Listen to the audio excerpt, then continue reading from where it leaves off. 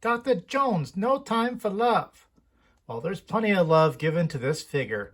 Hey guys, Cheapario here, and today we're doing an unboxing of the retro Indiana Jones in the Raiders of the Lost Ark figure from Hasbro. This is a recreation or reproduction of the Kenner figure. Now, the history of this figure and the line was that, if memory serves me, with the film coming out in July of 1981, the toys did not hit store shelves until I believe, summer of the next year, 1982. And with the initial run of that action figure line, which again, this is a reproduction of, it only had 4 figures. And we'll take a look at the back of the box shortly, but those 4 figures then expanded in 1983, but there is vehicles, play sets that were all included in this line. Now, unfortunately, this figure line did not reach the success that they were looking for, most likely because of just the sheer fact it came so far after the Indiana Jones movie, in addition to most likely people had moved on to other figures back in the 80s.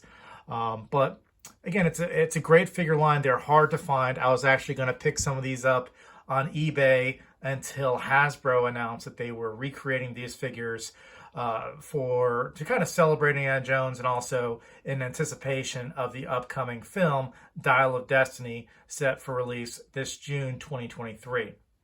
So in terms of the box itself, it is a great recreation of that line. The figure itself is a reproduction of the first Indiana Jones figure with this kind of fast action where he whips out his gun.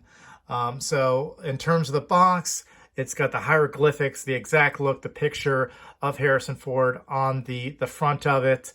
If you look at the figure itself, these figures are not meant to have likenesses. They're very soft features, very retro, very similar to the Star Wars figures, but there are more points of articulation in comparison to the Star Wars figures at that time. So it makes it an even more articulate figure. So there are improvements from what Kenner, who had made the figures at that time, had produced with the Star Wars line. So if we take a look at the back of the box, this is a selection of figures that have been chosen by Hasbro. This isn't the entire line. I'm not sure. I have to take a look at what Hasbro has announced, but I'm not sure if this is the entire line that they're going to release for Raiders. I know that in the initial line, they had Indiana Jones, they had a swordsman, they had Marion. I think that, for example, Bellic was a mail-in figure. There are variations of Indiana Jones in a German outfit. You've got Tote there as well, who I'm not sure if he was in the first line or if he was in one of the subsequent lines. And of course, you don't have the play set, unfortunately. Like the map room was one of the play sets that was released. There's also, in terms of vehicles, there was a German truck, there was a horse release, but for the time being, this appears to be at least the first run line that Hasbro is recreating. And of course, they're going to expand the line even further through the other movies, which, again, possibly due to various factors like poor sales, Indiana Jones never extended as a toy line over to Temple of Doom and Last Crusade. But now with Hasbro, almost like going back in time and recreating what could have been, they're going to be doing figures for Temple of Doom and Last Crusade, brand new figures, but in the same type of likeness, the same type of vintage look, retro look that these figures have. So again, looking at the back of the box, a lot of gibberish here. It's not giving you information as to what the initial release date of these figures are. Made in Vietnam, but the rest of the year seems to be gibberish. So again, those are the look of the figures. Again, this one back in the day supposedly was a very sought after holy grail to see Bellic in his kind of like memorial garb. That was a mail away if you had purchased some of the other figures in line to get him. And now we have him very easily if you just pick up this figure online. I purchased this Indiana Jones figure on Amazon, but I'm sure you can pick these up on Hasbro Pulse. And to my understanding, you could purchase these on Target online as well. So without further ado, let's get this figure opened up so we can see how he looks. Fortune and glory, kid. Fortune and glory. And we just dropped a little Hasbro, little probably terms and conditions. Poor Indy, stuck in a trap.